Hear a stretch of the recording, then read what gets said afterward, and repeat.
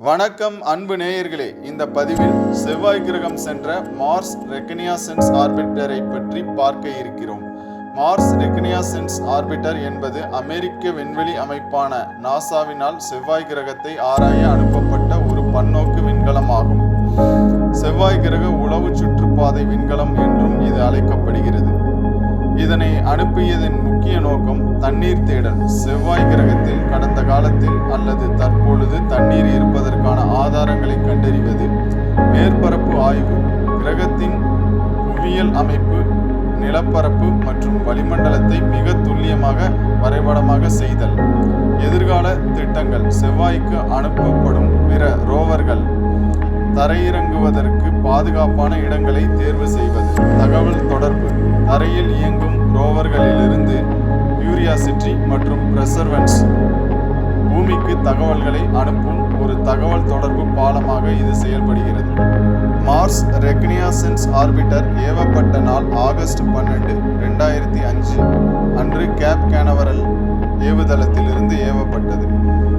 இது செவ்வாயை சென்றடைந்த நாள் மார்ச் 10, 2006 அன்று வெற்றிகரமாக செவ்வாய் கிரகத்தின் சுற்றுப்பாதையை அடைந்தது. அறிவியல் ஆய்வு தொடக்கம்: நவம்பர் 2006 தனது முதன்மை அறிவியல் ஆய்வுகளை தொடங்கியது.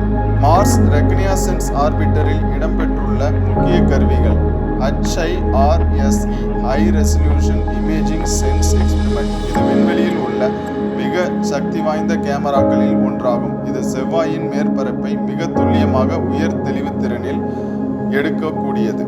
CRISM compact reconnaissance imaging spectrometer for Mars. செவ்வாய் கிரகத்தில் நீர் முன்னிலையில் உருவாகக்கூடிய கனிமங்கள் எங்குள்ளன என்பதை வரைபடமாக்க இது பயன்படுகிறது. SHARAD shallow radar.